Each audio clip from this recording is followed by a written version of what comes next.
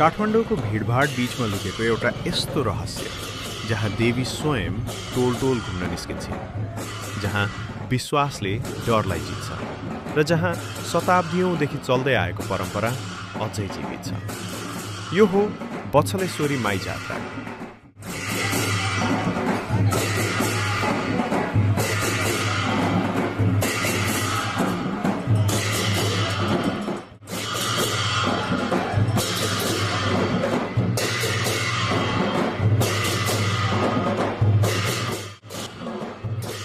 नमस्कार, तपाईँ हेर्दै हुनुहुन्छ ट्राभल भ्यू नेपालबाट।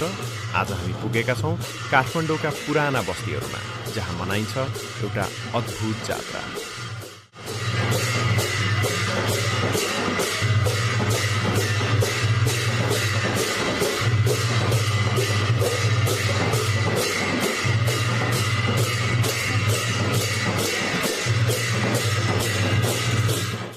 यो जात्रा विशेष रूपमा मित्र पार्क, जय बागेश्वरी, कुटुबहाल र चाबोइल क्षेत्रमा मनाइन्छ। स्थानीय मान्यता अनुसार बछलेश्वरी माई कुनै साधारण देवी होइनन्। उहाँ शक्ति स्वरूप, टोलको रक्षक र रोग निवारण गर्ने देवीका रूपमा पूजिन्छन्।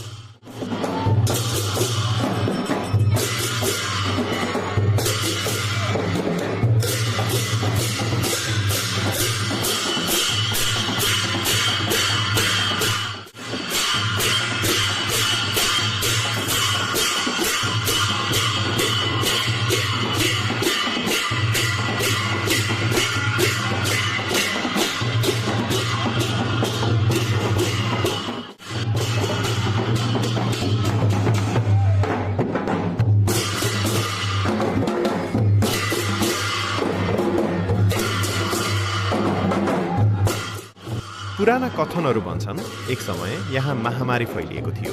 त्यसबेला देवीको आराधना गरेपछि गाउँ बच्यो भन्ने विश्वास छ। त्यसपछि सुरु भयो यो जात्रा।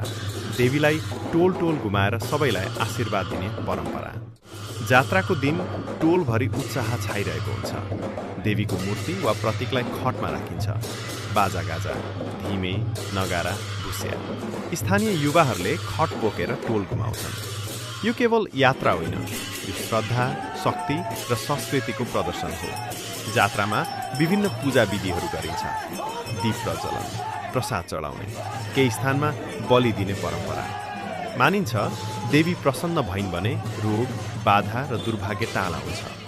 धेरै भक्तजनहरूले मनोकामना पूरा भएपछि फेरि पूजा गर्न आउने गर्छन्। यो जात्राले केवल धर्म मात्र होइन, समुदायलाई पनि जोड्छ। टोलका मानिसहरू एकजुट हुन्छन्। पुरानो नेवारी संस्कृति जोडिन्छ। नयाँ पुस्ताले आफ्नो पहिचान बुझ्छ। यो परम्परा हाम्रो सम्पदा हो, जुन पुस्तौँदेखि पुस्तासम्म सर्दै आएको छ। आजको आधुनिक काठमाडौँमा पनि यो जात्राको महत्त्व कम भएको छैन। यद्यपि शहरीकरण र व्यस्त जीवनशैलीले केही चुनौतीहरू ल्याएको छ, तर अझै पनि स्थानीयहरूको माया र विश्वासले यो परम्परा जोगाइरहेको छ। जब देवी टोल टोल घुम्नुहुन्छ, त्यो केवल जात्रा होइन, यो आस्था, इतिहास र संस्कृतिको यात्रा हो।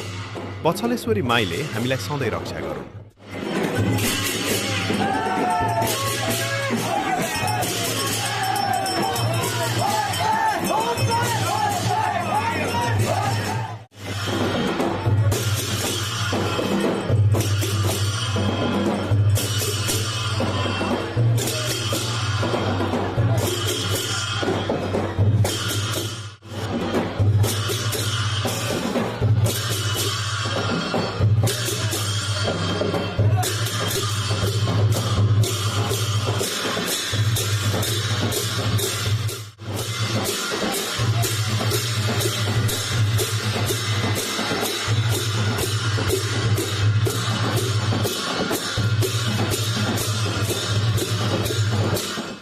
यदि तपाईलाई यस्तो सांस्कृतिक भिडियो मनपर्छ भने लाइक, शेयर र सब्स्क्राइब गर्न नबिर्सनुहोस्।